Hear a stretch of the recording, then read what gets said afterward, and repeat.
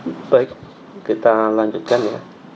Sekarang yang mungkin sudah ada hitungannya, kita mulai dengan pembahasan dari sisi kepemilikan modal perusahaan korporasi.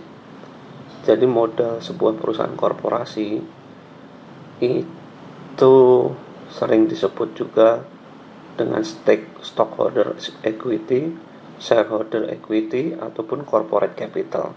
Ketiga-tiganya ini merefer hal yang sama. Jadi sebenarnya ini adalah modal pemilik untuk perusahaan korporasi, gampangnya seperti itu ya. Bagian ekuitas untuk perusahaan korporasi di neraca atau di statement of financial position ini terdiri dari dua bagian. Bagian pertama adalah yang bersumber dari pemilik saham atau yang sering disebut dengan share capital. Bagian kedua adalah return earnings atau modal yang bersumber dari laba yang ditahan dari hasil usaha perusahaan. Ini contoh laporan keuangan neraca sebagiannya. Jadi modalnya perusahaan robotics yang berbentuk korporasi ini terdiri dari dua hal, share capital atau sering disebut juga shareholder. Terus kemudian ada return earnings. Ini menunjukkan total modal dari si perusahaan korporasi. Return earnings bersumber dari hasil usaha, dari income setiap tahunnya terkumpul sepanjang tahun, jadi seperti ini. Jadi ini terbawa dari tahun pertama berdiri sampai dengan tahun berjalan. Kalau dari sisi akuntansi, saldo normalnya seperti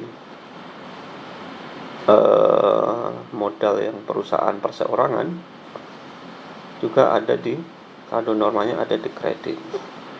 Kita bandingkan kelompok modal untuk dua perusahaan ini. Untuk perusahaan perseorangan, nama akunnya hanyalah misalnya A kapital, B kapital gitu ya, modal sendiri dari perusahaan. Nah, untuk korporasi tadi ada dua-duanya punya saldo normal di kredit. Contoh, teman-teman ingat pas di semester 1 ya, di semester 1 ada namanya pengantar akuntansi. Di bagian sebelum membuat laporan keuangan ada namanya penutupan jurnal atau jurnal penutup. Nah, kalau untuk yang perusahaan korporasi, untuk menutup net income ini seperti ini ya. Di akhir tahun pertama, perusahaan dolar memiliki 750.000 euro saham biasa dan laba bersih 122.000. Diminta untuk menyiapkan jurnal penutup atas net income tersebut dan bagian ekuitas dari perusahaan yang ada di akhir awal tahun. Kalau jurnal penutup berarti artinya menutup net income ini. Net income ditutupnya ke income summary. Kemudian income summary nanti in the end ditutup ke labanya perusahaan. Ini sebenarnya kalau kita ingat di semester 1 tidak langsung net income yang ditutup kan. Yang ditutup adalah total pendapatan dan total belanja. Baru kemudian menjadi income summary. Cuman ini untuk memperingkas karena materi itu sudah dibahas di semester 1, jadi tidak perlu sampai sedetail itu. Net income saldo awalnya adalah di kredit kan ya, karena dia untung. Kalau dia rugi adanya di debit. Nah, net income ini asumsinya sebelumnya sudah ditutupkan yang pendapatan dan beban tadi ya, sehingga menghasilkan net income di kredit ke income summary 122.000. Langkah berikutnya adalah menutup ke returning, ke laba yang ditahan perusahaan.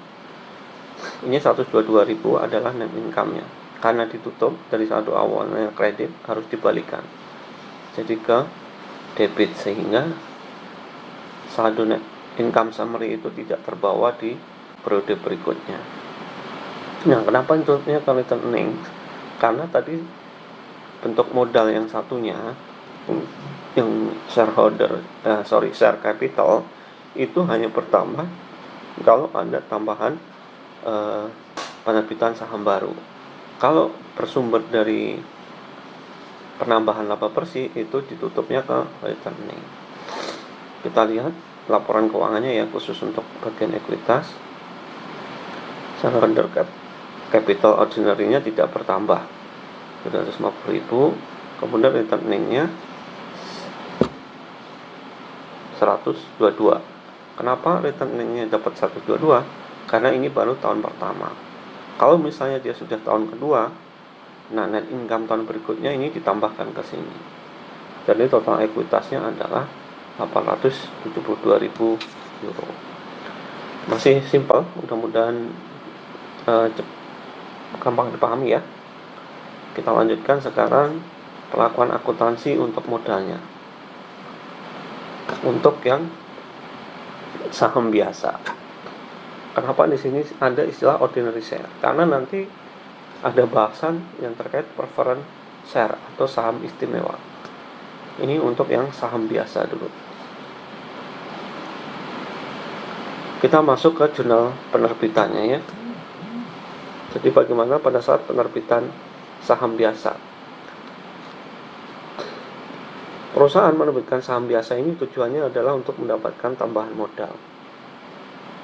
Nah, kita lihat ilustrasinya. Perusahaan Hydroslide menerbitkan, ingat, issues ya, bukan sell.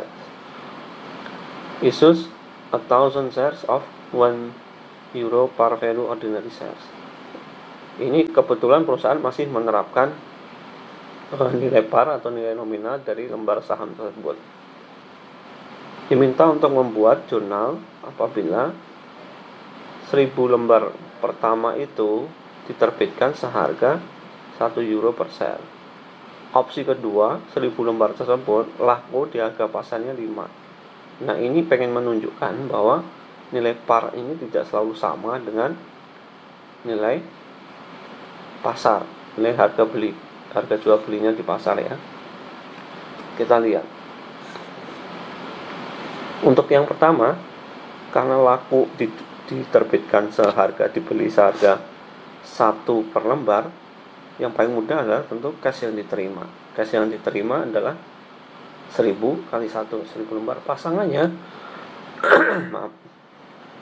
pasangannya share capital ordinary. Jadi ini modal perusahaan yang bersumber dari pemegang saham 1000 kali 1. Nah, bagaimana dengan yang kedua? Yang kedua, ini perusahaan laku, sahamnya itu laku terjual 5 euro. Berarti uang yang diterima 1000 dikali 5. Berarti cashnya adalah 5.000. Nah, pasangannya apa? Pasangannya karena perusahaan ini menetapkan bahwa nilai par atau nilai nominalnya 1 euro, yang boleh sebagai share capital ordinary ya hanya sebesar ini, 1000 kali 1. Nah, selisihnya kemana? Wah, selisihnya seolah-olah ada keuntungannya. Cuman ini tidak boleh diakui sebagai keuntungan. Lagi-lagi ingat, ini adalah issues, bukan sales. Jadi perusahaan tanda kutip yang dijual itu adalah saham atau kepemilikan, bukan barang.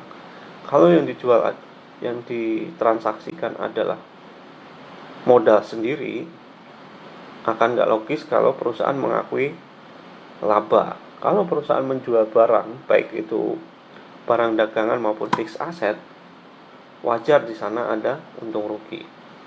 Makanya di sini kita munculkan akun baru, share premium ordinary. Ini mirip kalau kemarin di bonds itu ada premium on bonds ya. Nah, kalau di sini share premium ordinary. Kalau di buku yang lain, mungkin di buku Warren, teman-teman barangkali bisa lihat di sana ada namanya paid in capital. Kalau di US istilahnya paid in capital. Ini sebenarnya sama juga. Nah, kalau teman-teman lihat kenapa di sini ada dash ordinary di sini ya. Ini untuk membedakan nanti yang namanya saham preference. Jadi di sini dipisahkan. Jadi saya ulang, kalau nilai penerbitannya lebih tinggi dari nilai par, selisihnya itu akan dicatat sebagai share premium ordinary, bukan ke gain on issues ya. Nggak mungkin, secara logika nggak pas gitu. Kalau jual modal kok mendapatkan keuntungan. Ini laporan keuangannya. Transaksinya tidak hanya bersumber tadi ya, jadi ada transaksi lain. Kita lihat nih share capital ordinary, terus di bawahnya ini langsung share premiumnya. Ini melekat gitu ya, biar memudahkan membaca bahwa pada saat perusahaan menerbitkan saham itu ternyata di pasar dihargain lebih tinggi dibandingkan nilai parnya atau nilai nominalnya. Nah, ini hasil operasi perusahaan 27.000. Sebelumnya, di video sebelumnya kita sudah bahas bahwa ada kemungkinan perusahaan ini memilih untuk tidak menentukan nilai nominal atau no par ordinary shares. Kita lihat di sini perusahaan tidak membuat nilai par dalam lembaran saham, tapi perusahaan menyatakan atau stated value seharga 5 euro.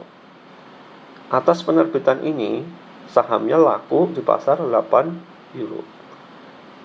Stated value ini secara akuntansi diperlakukan mirip dengan par value.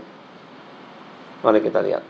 Kita yang pasti cashnya dulu ya. Yang diterima adalah 8 euro kali 5 euro, 40.000 euro. Pasangannya yang pertama tentu share capital dulu. Share capitalnya dari mana? Dari yang stated value ini, 5 kali 5.000. Share capital ordinary 5.000 kali 5. Selisihnya lagi-lagi bukan ke gain, tapi ke share premium. Selisihnya ya. Kalau misalnya tidak ada stated value ini, perusahaan tidak menyatakan pada saat menerbitkan, kami tidak menyatakan harganya berapa, kami ikut mekanisme pasar saja. Lebih gampang ya, jadi cashnya tetap 40.000. Nah, pasangannya apa? Karena tidak ada stated value, semuanya masuk share capital ordinary. Lebih simpel. Cuman perusahaan agak susah mengetrace gitu ya, perkembangan nilai pasarnya itu berapa, lakunya di pasar gimana dibandingkan dengan harga awal. Oke, kita lanjutkan. Itu tadi kasus normal ya, kasus normal dalam artian perusahaan menerbitkan saham kemudian mendapatkan uang. Ada kemungkinan perusahaan ini menerbitkan saham tidak untuk mendapatkan uang, atau mungkin imbal baliknya dalam bentuk natura kalau dalam istilah pajaknya ya, dalam bentuk aset yang bukan tunai atau sebagai pengganti layanan.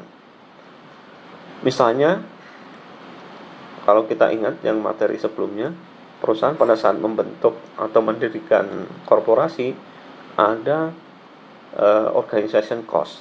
Organization cost-nya itu antara lain biaya-biaya untuk notaris, untuk konsultan, atau mungkin untuk pengacara gitu ya. Nah, sebagai ganti dibayar dalam bentuk cash, si notaris maupun pengacara ini ataupun konsultan bisa dibayar dengan penerbitan saham. Transaksi lain misalnya perusahaan ini tanda kutip tukar guling, jadi membeli gedung, membeli bangunan diganti dengan saham, tidak dibayar dengan tunai. Ini biasa sebenarnya, jadi kayak semacam ada suatu pihak itu tertarik untuk invest, tapi cashnya tidak banyak. Si calon investor ini suka kalau menyerahkan suatu fixed asset gitu ya. Nah, itu jamak juga terjadi, cuman ada case khusus nanti yang untuk yang non cash asset. Kita lihat satu-satu. Untuk yang non cash asset ini yang dipertimbangkan adalah harus nilai pasar. Nilai pasar yang mana? Nilai pasar yang dipertimbangkan pada saat penyerahan. Mana yang lebih jelas? Kalau misalnya yang lebih jelas, yang ada nilai yang handal, nilai pasar yang handal itu adalah harga saham, yaitu yang dipakai. Kalau yang lebih handal adalah nilai dari non-cash aset, yaitu tanah dan bangunan, mesin dan sebagainya, itu yang dipakai dasar ya. Dasar artinya dasar pengakuan transaksinya.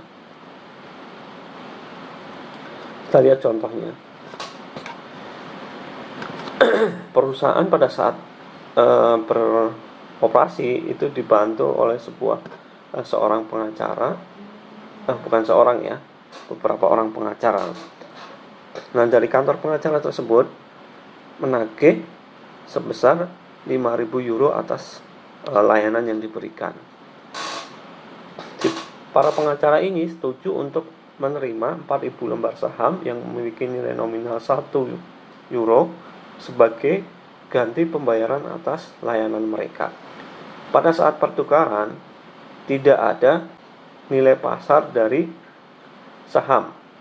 Nah, karena nilai pasar dari saham tidak ada, yang paling wajar nilai yang digunakan adalah nilai dari si kantor pengacara. Ini yang dijadikan nilai transaksi. Kita lihat.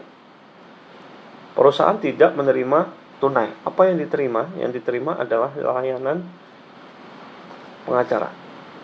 Karena ini terkait dengan dalam pembentukan disebutkan dengan dibebankan ke organization expense atau kemarin yang disebut dengan organization cost.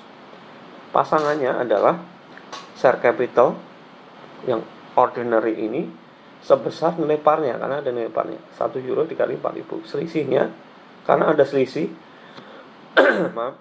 selisih antara tagihan pengacara dengan nilai par, selisihnya masuk ke share premium.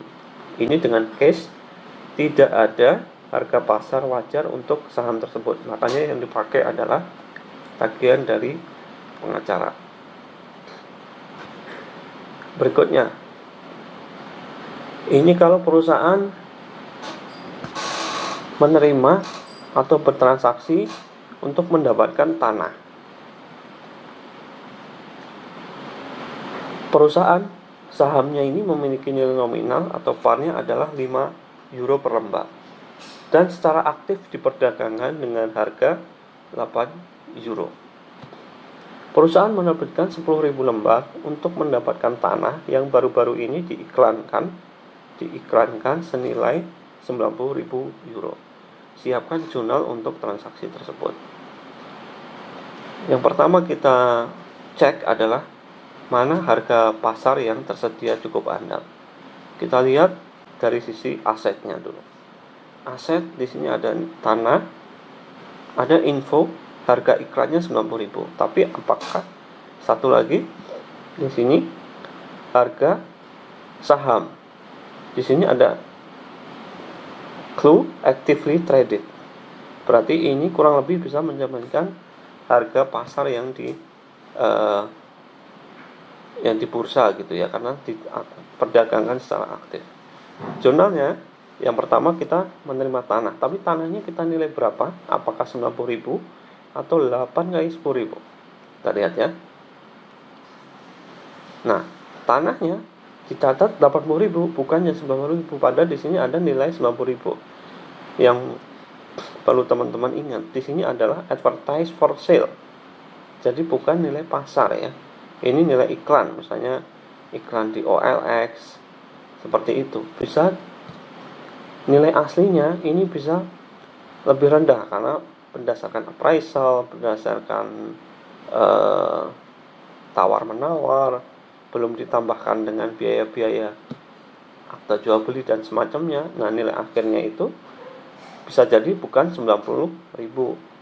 Karena ini belum handal, kita pakai yang harga pasarnya saham. Jadi yang 8 euro dikalikan 10.000.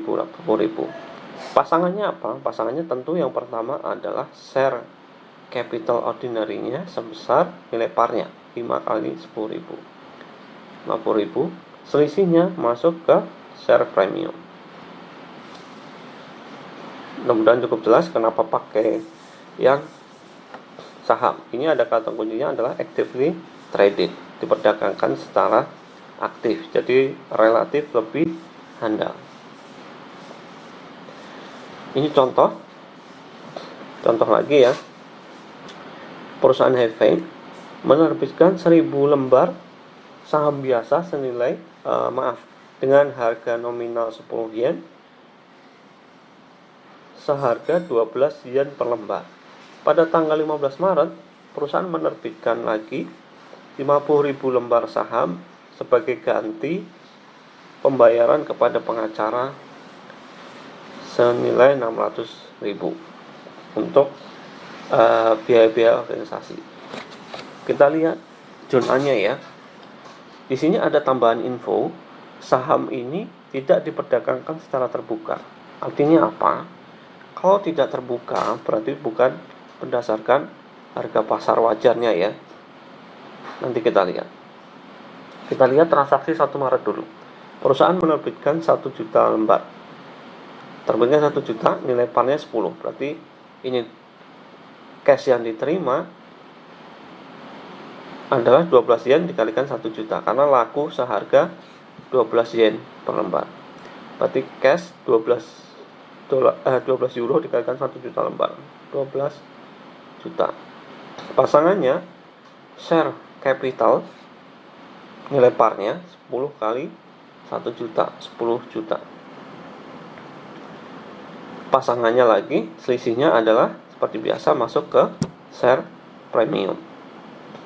Bagaimana yang jurnal tanggal 15 Maret? Ini karena ada istilah informasi not publicly traded, sementara di sini ada informasi tagihan dari pengacara.